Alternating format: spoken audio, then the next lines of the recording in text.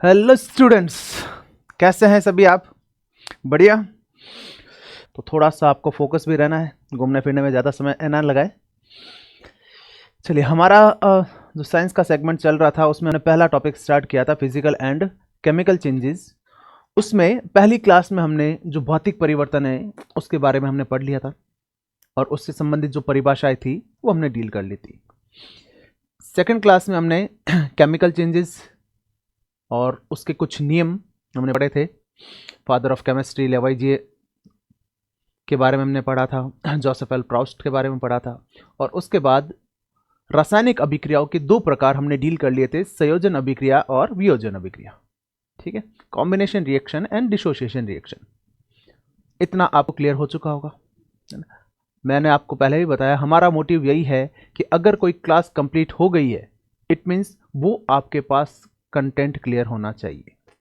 ठीक है, आज हम चलते हैं नेक्स्ट अपनी तीसरे टॉपिक पे, विस्थापन अभिक्रिया।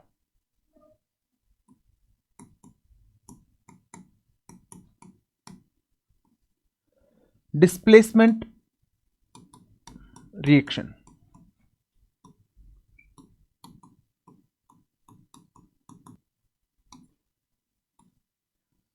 डिस्प्लेसमेंट रिएक्शन देखो, पहली चीज तो क्या पढ़ा था हमने कि कोई भी अभिक्रिया है उसको सामान्य फॉर्मेट में वो क्या कहना चाह रहा है वो आप समझे, है ना?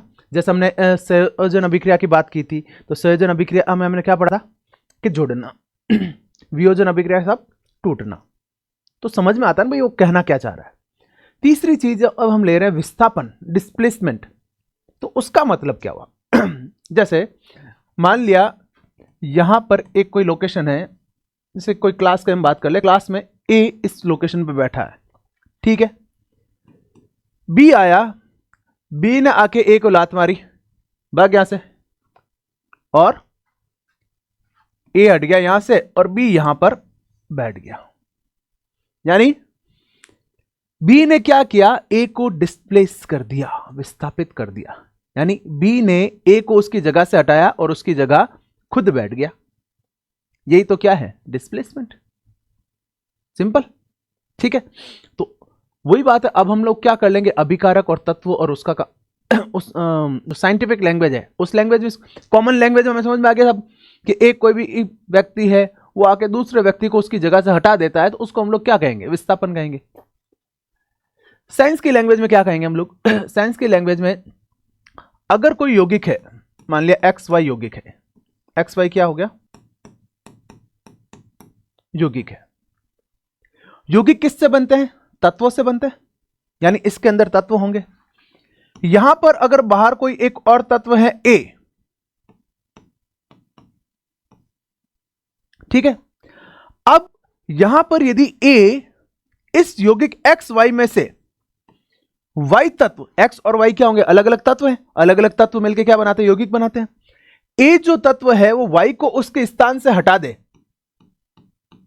और क्या बना दिया, एक्स ए, वाई को लात मार के बाहर निकाल दिया, वाई बेचारा बाहर हो गया। तो ये जो रिएक्शन होगी, ये रिएक्शन कौन सी होगी भाई साहब, डिस्प्लेसमेंट रिएक्शन। बड़ी आसान है, कोई ज्यादा लोड लेने वाली बात नहीं है, बहुत आसान सी चीज है ना? एक एग्जांपल के तौर पे देखते हैं हम लोग।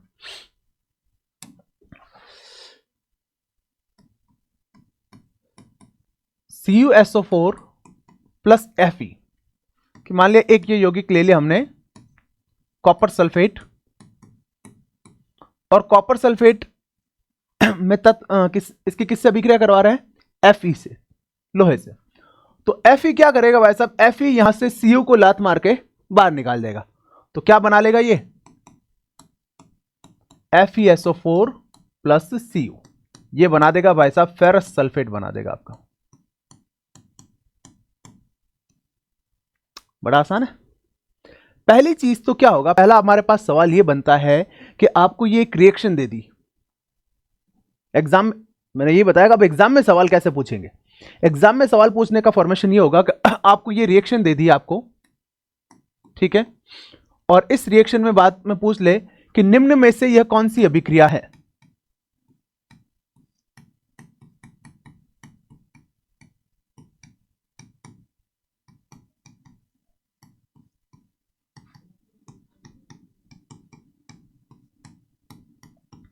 ऑप्शन दे दिया आपको।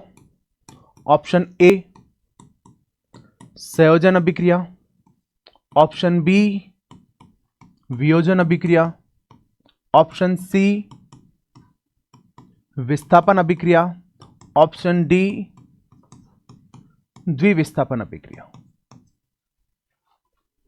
तो ये चीज अगर आपको समझ है तो देखो यहां पे कोई चीज जुड़ नहीं रही है, कोई चीज टूट नहीं रही है। हो क्या रहा है, एक तत्व दूसरे तत्व को उसकी जगह से हटा रहा है, और हटा रहा है तो ये कौन सी अभिक्रिया हो जाएगी भाई साहब, विस्थापन। ठीक है, सवाल कैसे पूछेंगे ये चीज आपको थोड़ा सा पता होना चाहिए। अब थोड़ा सा अच्छे फॉर्मेट में या थोड़ा डिटेल में चलते हैं हम लोग। यहां पे देखो, आप एक कॉमन सी चीज बताओ कि वो एक क्लासरूम है, इसमें ए एक जगह बैठा है, ठीक है, और ए का मान लेते हैं ए जरा अपना रहा दुबला पतला सा आदमी है, 45 किलो का एक लड़का है, ठीक है, और वही बी एक आता है यहीं पे मैं देख रहा हूं कि ए जो है आपके एक 45 किलो का लड़का है, और बी आता है भाई साहब, बी आपने जिम बॉय है, ये क्या है अपना जिम बॉय, वजन इसका अब 70 kg, ठीक है। ये आया,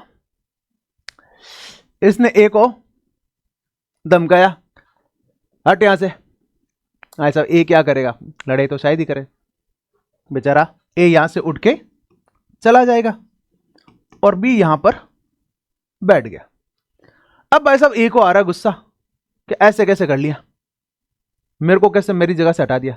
पर ए बी वापस आता है, दम लगाता है कि साहब नहीं, मैं वापस बी को हटाऊंगा, पर हटा पाएगा क्या, नहीं साहब, उसका पोटेंशियल ही नहीं है क्या उसमें क्षमता, नहीं। तो यहां पर बी ए जो है ना वापस बी को हटा नहीं पाएगा, क्यों, क्योंकि बी ज्यादा ताकतवर है।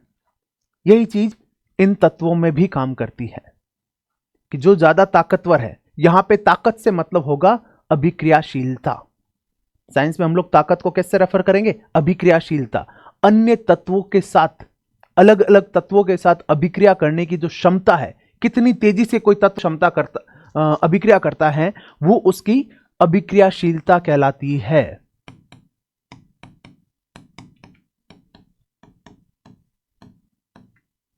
अभिक्रियाशीलता को हम लोग यहां पे किस हिसाब से समझेंगे, उसकी ताकत से ठीक है। तो जिसकी ताकत ज्यादा है, जिसकी अभिक्रियाशीलता ज्यादा है, वो कम अभिक्रियाशील को तो विस्थापित कर देगा, लेकिन कम अभिक्रियाशील अधिक अभिक्रियाशील को विस्थापित नहीं कर पाएगा। अब वही बात कि सर हमें कैसे पता चलेगा कि भाई आपने कॉपर और एफ अभी काम में लिया, सी और एफ काम में लिया, तो उसमें से कौन सा ज्यादा अभिक्रियाशील है, कौन सा कम अभिक्रियाशील है। भाई ए और बी में तो हमने बात कर ली, सब ए 75 किलो, ए 45 किलो का है, बी 70 किलो का है, यहां पे दिख रहा है, उसकी ताकत दिख रही है, स्ट्रेंथ दिख रही है।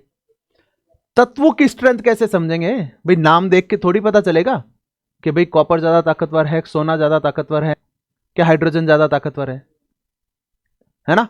तो यहां पर आपको अभिक्रियाशीलता का क्रम याद करना होगा, ठीक है।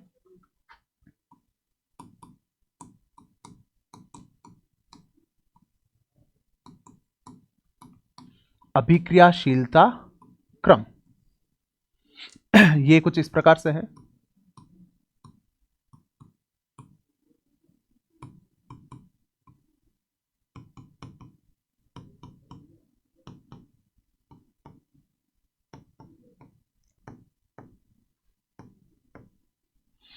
ये यहां पर अभिक्रियाशीलता ये घटते हुए क्रम में है।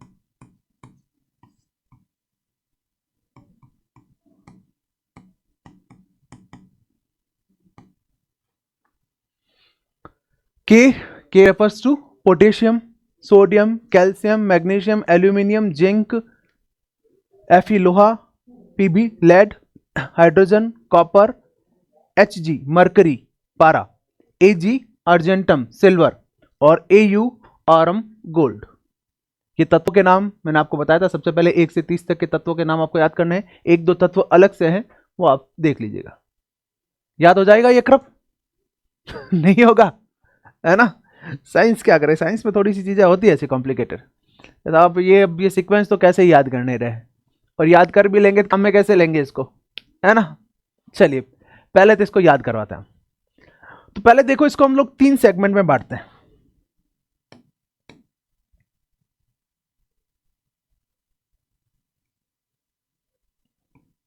ठीक है, ये ऊपर वाली जो है ये होती है उच्च अभिक्रियाशील, ये सेगमेंट बीच वाला ये कहलाता है मध्यम अभिक्रियाशील, और ये जो है ये आपके निम्न अभिक्रियाशील। ये बहुत तेजी से अभिक्रिया करती हैं, ये जो धातु है ना, ये अन्य तत्वों के साथ बहुत तेजी से अभिक्रिया करती है। इनकी अभिक्रियाशीलता तुलनात्मक रूप से कम होती है, और ये बहुत कम अभिक्रियाशील होती है। जैसे सोना है, सोना अपने प्योरिटी फॉर्म में रहता है, शुद्धता के रूप में मिलता है अधिकतर, है ना। उसमें ज्यादा सोना, चांदी, पारा, ये जो है ये अन्य तत्वों के साथ बहुत कम तत्वों के साथ अभिक्रिया करते हैं तो भी बहुत कम तत्व है। ठीक है, ये अधिकतर शुद्ध अवस्था में पाए जाते हैं। अब इस क्रम को याद करने का तरीका, तो एक ट्रिक है, देखिए। कहो ना कैसे मांगू आलू। ठीक है, क्या मांगना है भाई साहब, आलू मांगना है। कहो ना कैसे मांगू आलू, जिन्हें फेंका था प्रभु पर, प्रभु छोटा, प्रभु पर, जिन्हें फेंका था प्रभु पर, है कोई या होगा तो आगे आओ। ठीक है भाई साहब, तो हमें आलू मांगना है, और वो भी कौन सा आलू, जो प्रभु पर फेंक दिया है हमने। तो कहो ना कैसे मांगू आलू, जिन्हें फेंका था प्रभु पर, है कोई या होगा तो आगे आओ। फिर जो प्रभु पे आलू फेंका है वो मांगना है वापस, कोई है ऐसा जो ला सकता है तो आगे आएगा। ठीक है, तो इस ट्रिक से आप लोग अभिक्रियाशीलता का क्रम याद कर लेंगे। अब यहां पर इसका यूज क्या है, किस तरह से इसको काम में लेंगे, इसे ध्यान दें। जैसे अभी हमने रिएक्शन लिखी थी CuSO4 plus Fe, FeSO4 plus Cu। RPSC की फर्स्ट ग्रेड में का जो पेपर हुआ था स्कूल लेक्चरर का, उसमें यह क्वेश्चन पूछा गया था। एक क्या प्रश्न था, प्रश्न यह था कि कॉपर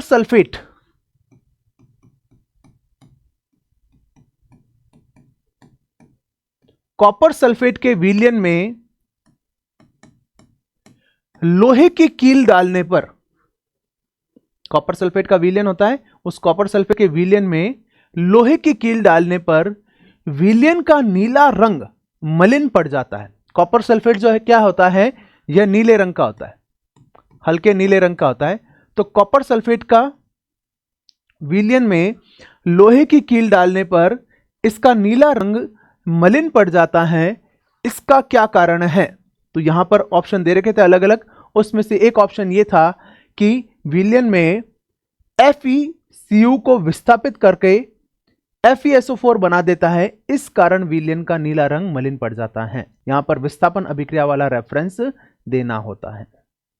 ठीक है, तो यह ध्यान रखना, सवाल किस तरह से पूछे जा सकते हैं। मैं फिर कह रहा हूं, कुछ चीजें बहुत मायने रखती हैं, प्रीवियस ईयर के क्वेश्चंस और syllabus, according to the syllabus study करना और PYQs को रीड करना बहुत बहुत वेरी करेगा।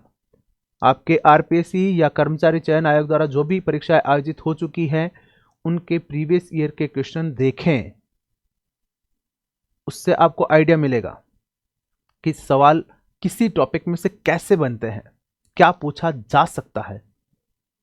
ठीक है, अब अगर मैं चाहूं कि ये तो अभिक्रिया हो गई कि एक FeSO4 का विलयन है और उसमें मैं Cu FeSO4 की Cu के साथ अभिक्रिया कराऊं तो बताओ क्या कॉपर और Fe में से ज्यादा अभिक्रियाशील कौन है? देखो कॉपर तो यहां पे, Fe यहां पे, जो ऊपर है वो ज्यादा अभिक्रियाशील है। Fe की ताकत ज्यादा है, Cu की कम है। Fe की ताकत ज्यादा है, Cu की कम है। क्या Cu Fe को उसकी जगह से हटा पाएगा? नहीं हटा पाएगा, तो ये अभिक्रिया नहीं होगी। ओके, ये इसी फॉर्मेट में यहां पर व्यवस्थित रहेंगे। समझ आ रही है चीजें? ठीक है, विस्थापन अभिक्रिया समझ में आ गई। किसी यौगिक में उपस्थित तत्व, परमाणु, अणु या आयन को किसी अन्य तत्व, परमाणु, अणु या आयन द्वारा उसके स्थान से हटा देना विस्थापन अभिक्रिया कहलाता है। और विस्थापन अभिक्रिया में क्या होगा? अधिक अभिक्रियाशील तत्व निम्न अभिक्रियाशील तत्व को उसके स्थान से हटा देता है। ओके, चलिए नेक्स्ट लेते हैं द्विविस्थापन अभिक्रिया। ओके, ठीक है, नेक्स्ट लेते हैं नंबर 4,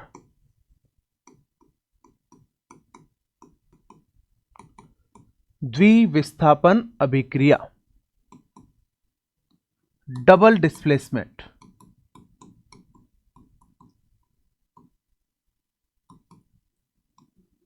एक तो विस्थापन हो गई थी, अब हो गया आपके पास द्विविस्थापन, डबल डिस्प्लेसमेंट। डबल डिस्प्लेसमेंट की बात कैसे करते हैं हम लोग? डबल डिस्प्लेसमेंट होता है वैसा कि क्लास में 2 लड़के हैं, ठीक है, अब ए और बी बैठे हैं, यहां पर देख लो, मान लिया ए जो है बी के पास बैठा है, सी जो है डी के पास बैठा है। अब सी कह रहा है कि भाई यार बी मेरा दोस्त है, ठीक है, ए कह रहा है डी मेरा दोस्त है ना, पर हम लोगों को ऐसे बैठा दिया है, तो ए और सी आपस में समझौता करते हैं, ऐसा ऐसा करते हैं, हम लोग अपनी जगह आपस में बदल देते हैं। तो सी आ गया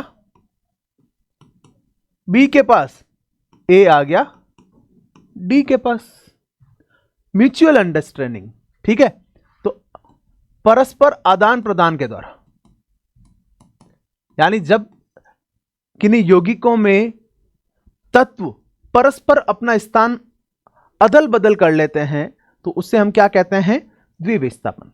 देखते ही पता चलेगा आपको, अगर ये चीज आपको पता है कि परस्पर स्थान अदल बदल करना है, जैसे AgNO3 प्लस KCl, ठीक है। अब यहां पर वही चीज है, के और Ag कह रहे हैं कि ऐसा ऐसा करते हैं, हम लोग अपनी जगह चेंज कर लेते हैं। के कह रहा है कि मेरे NO3 के साथ अच्छी बन रही, मैं यहां आ जाता हूं। Ag कह रहा है मेरे Cl के साथ अच्छी बन रही, मैं इधर यहां आ जाता हूं, ठीक है, वैसे आ जाओ। तो के आ गया NO3 के प्लस, Ag आ गया Cl के पास, तो यह अभिक्रिया कौन सी होगी? द्विविस्थापन। इनके नाम क्या है? नाम बता देता हूं मैं। AgNO3 को बोलते हैं सिल्वर नाइट्रेट, क्या कहते हैं? Silver nitrate. KCl होता है potassium chloride. KNO3 potassium nitrate. AgCl silver chloride. Clear है? समझ आ गया? बड़ा आसानी है। तो 4 अभिक्रिया हमारे पास क्लियर होगी: संयोजन, जुड़ना, वियोजन, टूटना, विस्थापन, किसी को उसके स्थान से हटाना, द्विविस्थापन, परस्पर स्थान अदल बदल करना। सेट है? दिमाग में बैठा हुआ है? ठीक है, चलिए अब आगे लीड करते हैं। अब 2 अभिक्रिया एक साथ पढ़ते हैं हम लोग, नंबर 5, नंबर 6। नंबर 5 है आपके ऑक्सीकरण अभिक्रिया, ऑक्सीडेशन। और नंबर 6 है अपचयन अभिक्रिया। रिडक्शन, ठीक है, ऑक्सीकरण और अपचयन, 6 अभिक्रिया, 5 और 6। तो यहां पे कुछ चीजें ध्यान रखनी है, कुछ अलग अलग तत्वों का समावेशन है, थोड़ा सा कॉम्प्लिकेट होगा, ज्यादा नहीं होगा, बहुत आसानी समझ में भी आ जाएगा अगर आपका बेसिक्स क्लियर है तो। ऑक्सीकरण से आप एक याद रख लीजिए, ऑक्सीजन, 2 तत्व हम लोग मेनली काम में लेंगे यहां पे, एक तो ऑक्सीजन का ध्यान रखेंगे और एक हाइड्रोजन का ध्यान रखना है। इन 2 अभिक्रियाओं में किनका ध्यान रखना है? ऑक्सीकरण और हाइड्रोजन का, ठीक है।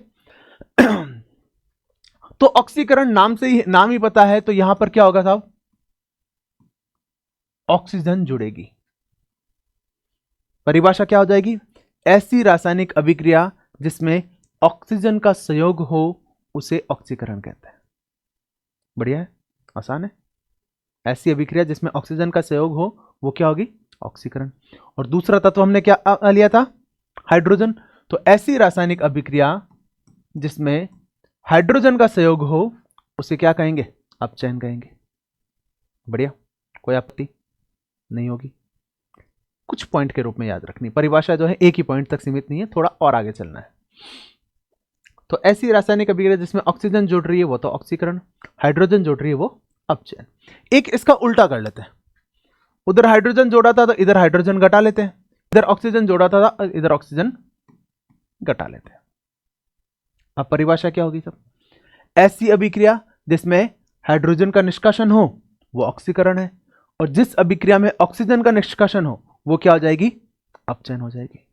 बढ़िया है, ठीक है। अब देखिए हमारे पास हमें खेलना 2 तत्वों से ही है, ऑक्सीजन और हाइड्रोजन से। अब मुझे बताएं, आप ऑक्सीजन की संयोजकता क्या होती है? संयोजकता शुरू में लिखाई थी, ऑक्सीजन की संयोजकता होती है -2, और हाइड्रोजन की संयोजकता क्या होती है भाई साहब? हाइड्रोजन की संयोजकता होती है +1। ये ऊपर प्लस और माइनस लगाते हैं ना, ये इनके आवेश को प्रदर्शित करते हैं कि ऑक्सीजन जो है वो एक ऋण आवेशित तत्व है और हाइड्रोजन जो है वो धन आवेशित तत्व है, ठीक है। और थोड़ा टर्म करते हैं, धन विद्युती और ऋण विद्युती तत्व कहलाते हैं। तो मैं क्या कह सकता हूं, ऑक्सीजन कैसा है?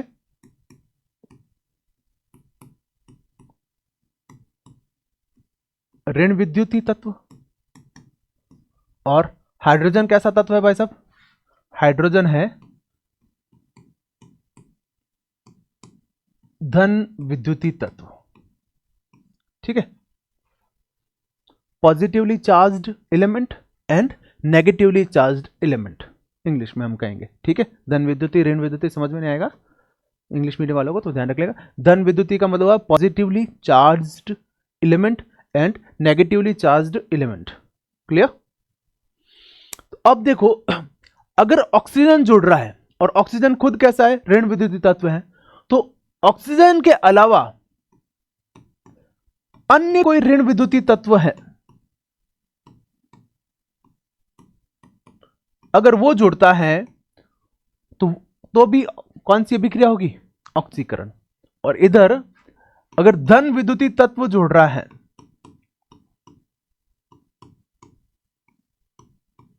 तो अपचयन। अब ऋण विद्युती तत्व के एग्जाम्पल क्या हो गया सब? जैसे क्लोरीन है, फ्लोरीन है, ठीक है, नाइट्रोजन हो गया, ठीक है। तो ये जो सब है ये ऋण विद्युती तत्व कहलाते हैं। धन विद्युती तत्व की अगर हम बात करें तो सोडियम हो गया, मैग्नीशियम हो गया, ठीक है, Fe हो गया, Cu हो गया, ठीक है। तो ये सारे धन विद्युती तत्व हैं। तो हाइड्रोजन के अलावा यदि ये तत्व भी अगर जुड़ते हैं तो अपचयन कहलाएगा, और ऑक्सीजन के अलावा अन्य यदि कोई ऋण विद्युती तत्व जुड़ता है तो भी वो क्या कहलाएगा? ऑक्सीकरण कहलाएगा। क्लियर? एक इसका उल्टा ले लो, धन विद्युती तत्व बाहर निकलना और इधर से ऋण विद्युती तत्व बाहर निकलना। इसे ये मत समझना भाई सर काफी ज्यादा डिटेल में जा रहे हैं, नहीं, मैंने आपको फिर बताया था, हमारा जो कंटेंट है वो मोस्टली जो है वो 10th स्टैंडर्ड तक का रहेगा, है ना। ये क्लास 10th के एनसीईआरटी में ये डेफिनेशंस दी हुई है और इतना हमें पढ़ना है। मैं इस तरह से क्लासिफाइड करके इसलिए बता रहा हूँ क्योंकि अगर आपको सीधी परिभाषा देते हैं, अगर जो नोट्स में अपने पास सीधी परिभाषा आपको पास अवेलेबल होगी तो उसको समझ पाना आपके लिए मुश्किल हो जाएगा, भाई साहब ये कहना क्या चाह रहा है। पर अगर आपने क्लास देख ली है तब ये परिभाषा समझ में आ जाएगी। देखिए, अब मैं परिभाषा बोलता हूं, ऑक्सीकरण की जो परिभाषा है, कंप्लीट डेफिनेशन है, वो क्या होगी? ऐसी रासायनिक अभिक्रिया जिसमें ऑक्सीजन का संयोग हो या हाइड्रोजन का निष्कासन हो या ऋण विद्युतीय तत्व का संयोग हो या धन विद्युतीय तत्व का निष्कासन हो, उसे ऑक्सीकरण अभिक्रिया कहते हैं। अगर आपने इस तरह से नहीं पढ़ के अगर डायरेक्टली ये डेफिनेशन पढ़ी होती तो शायद ये समझ में नहीं आती, है ना। तो डेफिनेशन को समझने के लिए आपको थोड़ा सा क्लासिफाइड फॉर्मेट में याद करने में इस तरह से अगर याद कर लेंगे थोड़ा सा बेहतर होगा। और अपचयन अभिक्रिया क्या होगी? ऐसी रासायनिक अभिक्रिया जिसमें हाइड्रोजन का संयोग हो या ऑक्सीजन का निष्कासन हो या धन विद्युतीय तत्व का संयोग हो या ऋण विद्युतीय तत्व का निष्कासन हो, उसे अपचयन अभिक्रिया कहते हैं। ओके। इसके अलावा एक पॉइंट और बनता है, पांचवा, वो होता है इलेक्ट्रॉन के आधार पर। किसके आधार पर? तो उसके लिए आप एक याद रख लेना, अग्रआत। ठीक है, ये अग्रआत क्या है भाई साहब? ये अपचयन में तो ग्रहण होगा, ऑक्सीकरण में त्याग होगा। ऑक्सीकरण में क्या होगा? इलेक्ट्रॉन का त्याग, और अपचयन में क्या होगा? इलेक्ट्रॉन ग्रहण। तो ऐसी रासायनिक अभिक्रिया जिसमें इलेक्ट्रॉन का त्याग होता है वो ऑक्सीकरण अभिक्रिया है। ऐसी रासायनिक अभिक्रिया जिसमें इलेक्ट्रॉन ग्रहण होता है वह अपचयन अभिक्रिया होगी। Is that clear? ठीक है, तो ये आपके पास डेफिनेशंस हो गई। एग्जांपल ले लेते हैं एक बार, जैसे Mg प्लस O2 MgO। तो यहां देखिए आप, ऑक्सीजन जुड़ रही है, किसमें जुड़ रही है? Mg में। तो मैग्नीशियम का मैग्नीशियम ऑक्साइड में ऑक्सीकरण हो रहा है। ध्यान रखना, जिस तत्व के साथ ऑक्सीजन जुड़ती है उसका ऑक्सीकरण होता है। ओके, यहां पे ऑक्सीकरण किसका हुआ है? मैग्नीशियम का। प्रश्न पूछा गया है ऐसा एग्जाम्पल में, एक डेफिनेशन देके पूछ लेते हैं कि निम्न अभिक्रिया के संदर्भ में बताइए, मैग्नीशियम का ऑक्सीकरण हुआ है, मैग्नीशियम का अपचयन हुआ है, मैग्नीशियम ऑक्साइड का ऑक्सीकरण हुआ है या ऑक्सीजन का ऑक्सीकरण हुआ है। ऐसे ऑप्शन दे देते हैं आपको। अब ये सवाल फिर छोड़े जाते हैं अगर आपने ढंग से नहीं पढ़ा है तो, पर आपको छोड़ना नहीं है। मैंने आपको पहले भी इस चीज के बारे में बताया है, इंपॉर्टेंस वो चीजें रखेगी जो बाकी सब नहीं करते हैं। जितना सब कर रहे हैं उतना आप भी कर रहे हो तो वो आपको लीड नहीं दिला सकता। कंपटीशन एग्जाम का एक बहुत बढ़िया रूल होता है, बहुत बढ़िया ये क्रैक करने की एक की है कि जो सवाल सभी कर रहे हैं वो तो आपको करना ही है, ठीक है, और जो बाकी सब छोड़ रहे हैं वो आप कर लोगे तो आप उनसे आगे निकल जाओगे। तो आपको ये ध्यान रखना है कि आप आगे कहां निकल सकते हैं, ये इंपॉर्टेंस रखता है। ठीक है, चलिए, तो यहां पे मैग्नीशियम का ऑक्सीकरण हो रहा है, उधर हम बात कर रहे हैं हाइड्रोजन का, तो H2 प्लस Cl2 HCl। ठीक है, तो देखो हाइड्रोजन जुड़ रहा है किसमें? क्लोरीन में। तो यहां पे क्लोरीन का जो है वो क्या हो रहा है? अपचयन हो रहा है। क्लोरीन का क्या हो रहा है? अपचयन, जिसमें हाइड्रोजन जुड़ रहा है। ठीक है, हाइड्रोजन किसके साथ जुड़ा? क्लोरीन के। ध्यान रखना, ऑक्सीकरण या अपचयन जब भी किसी का होगा वो अभिकारक के रूप में ही होगा, है ना। अभिकारक में जो तत्व उपस्थित है उन्हीं का ऑक्सीकरण या अपचयन होता है। क्लियर? समझ आ गया ये पूरा? चले आगे। तो यहां पे हमारे पास 6 अभिक्रियाएं पूरी होती हैं। अगली अभिक्रिया हम लेते हैं नंबर 7,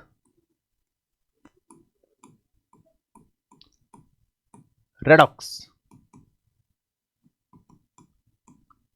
रेडॉक्स रिएक्शन। रेडॉक्स अभिक्रिया। ठीक है, रेडॉक्स अभिक्रिया क्या होती है? देखिए, सामान्य रूप से अगर देखा जाए तो किसी भी अभिक्रिया में सिंगल फॉर्मेट में ऑक्सीकरण या अपचयन नहीं होता है ना, कि केवल ऑक्सीकरण हो रहा है या केवल अपचयन हो रहा है। क्यों? क्योंकि जब हम देखते हैं कि कोई एक रासायनिक अभिक्रिया होती है तो अभिक्रिया के दौरान होता क्या है, अभिकारक में से कुछ तत्व क्या करते हैं, इलेक्ट्रॉन रिलीज करते हैं और कुछ जो है वो इलेक्ट्रॉन ग्रहण करते हैं। ठीक है, कुछ तत्व क्या होते हैं, इलेक्ट्रॉन रिलीज करते हैं और कुछ ग्रहण करते हैं। तो वहां पर ऑक्सीकरण भी होता है और अपचयन भी होता है। ये ऑलमोस्ट सभी अभिक्रियाओं में होता है। सामान्य रूप से जो सभी अभिक्रियाएं हैं वो इसी तरह से होती है, उनमें से कोई तत्व इलेक्ट्रॉन ग्रहण करेगा, कुछ रिलीज करेगा। तो ग्रहण करेगा तो क्या हो गया, अपचयन, त्याग करेगा तो क्या हो गया, ऑक्सीकरण। तो वहां पे ऑक्सीकरण और अपचयन क्या होगा, दोनों होगा। तो ऐसी रासायनिक अभिक्रिया जहां पर ऑक्सीकरण व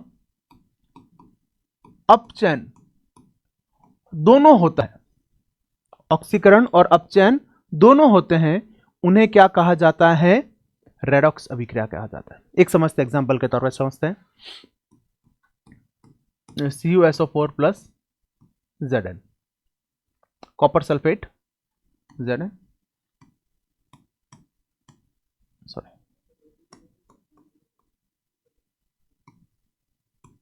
ZnSO4 प्लस Cu। ठीक है, अब देखें अब मैं यहां पे आपको पहले इनकी जो संयोजकताएं हैं वो बता देता हूं आपको। तो कॉपर कैसा है, कॉपर होता है +2 यानी धन आवेशित तत्व है।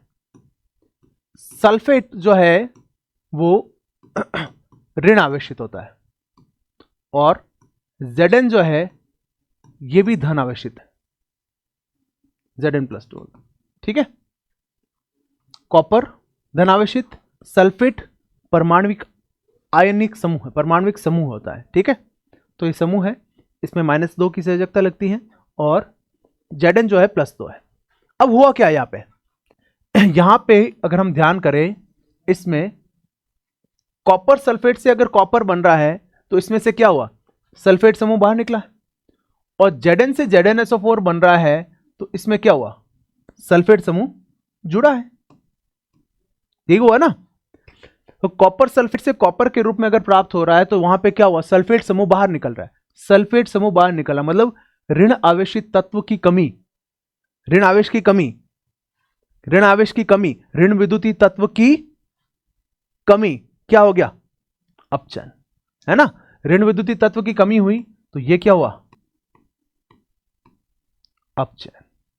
और Zn से ZnSO4 इसमें क्या हुआ, सल्फेट समूह जुड़ रहा है, यानी ऋण आवेशित समूह जुड़ रहा है। ऋण आवेशित समूह, ऋण विद्युतीय तत्व यदि जुड़ रहा है तो वो कौन सा हो जाएगा वैसा, ऑक्सीकरण।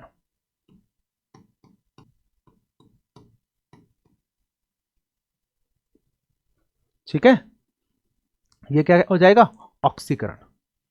तो एक ऑक्सीकरण हो रहा है, एक अपचयन हो रहा है, दोनों अभिक्रिया साथ साथ चल रही है, तो ये क्या कहलाएगी, एक रेडॉक्स अभिक्रिया कहलाएगी। ठीक है, अगर मैं आपसे पूछ लूं कि यहां पे ऑक्सीकरण किसका हो रहा है,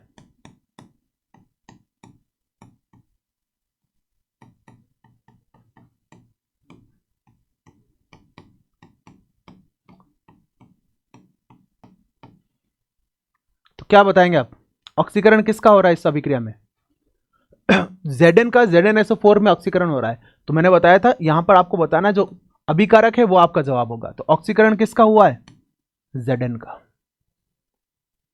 अगर मैं आपसे पूछ लूं कि भाई अपचयन किसका हो रहा है, तो अपचयन किसका हो रहा है, कॉपर सल्फेट का।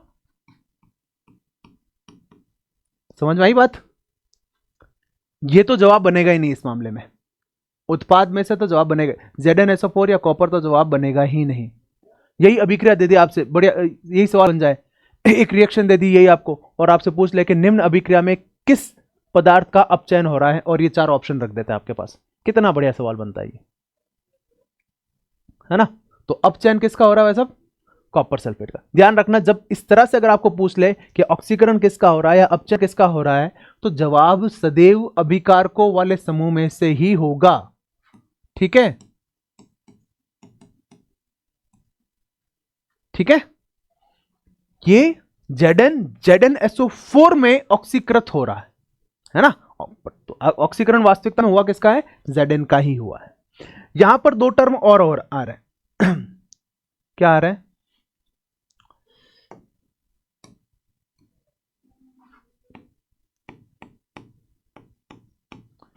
ऑक्सीकारक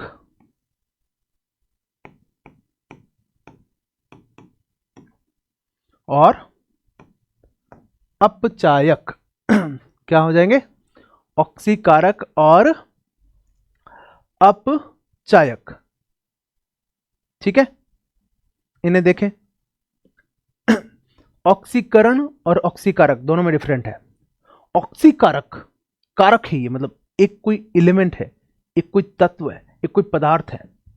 ठीक है, तो वह पदार्थ जो कि ऑक्सीकरण के लिए उत्तरदायी है, वह पदार्थ जो ऑक्सीकरण के लिए उत्तरदायी है, या फिर दूसरे शब्दों में मैं कह दूं कि जिस पदार्थ का अपचयन हुआ है,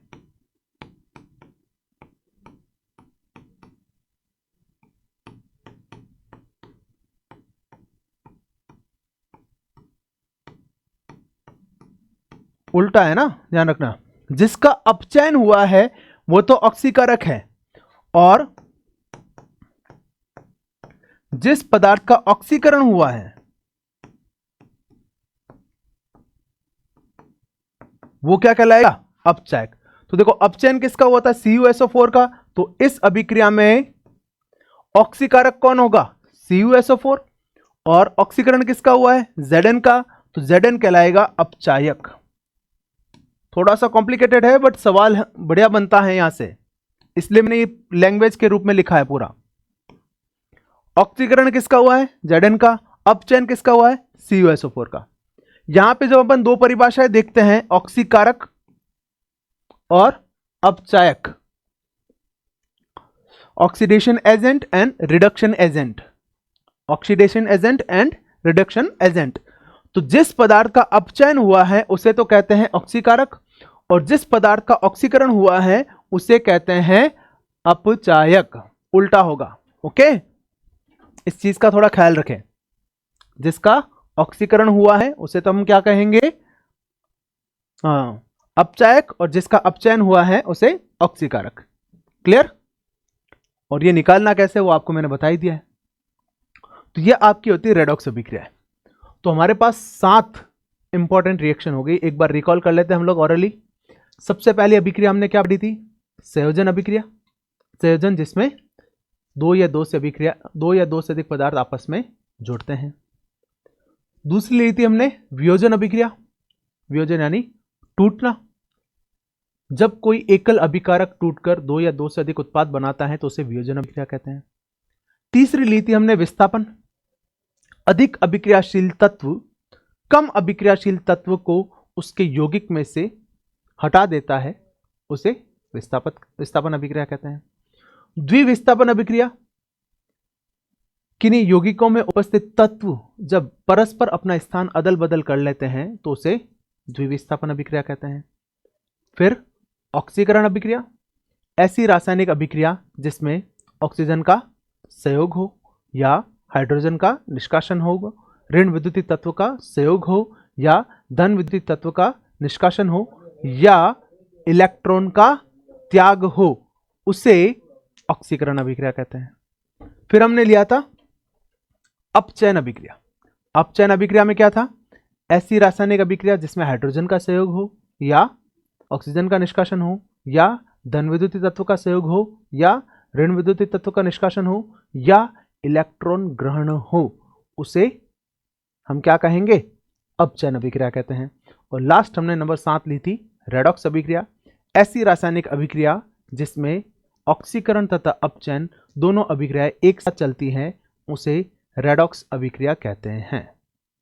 ठीक है, तो सातों अभिक्रिया मेरे ख्याल से क्लियर हो गई होगी। कुछ टॉपिक और बच रहे हैं जो हम अगली क्लास में डील करते हैं। मिलते हैं।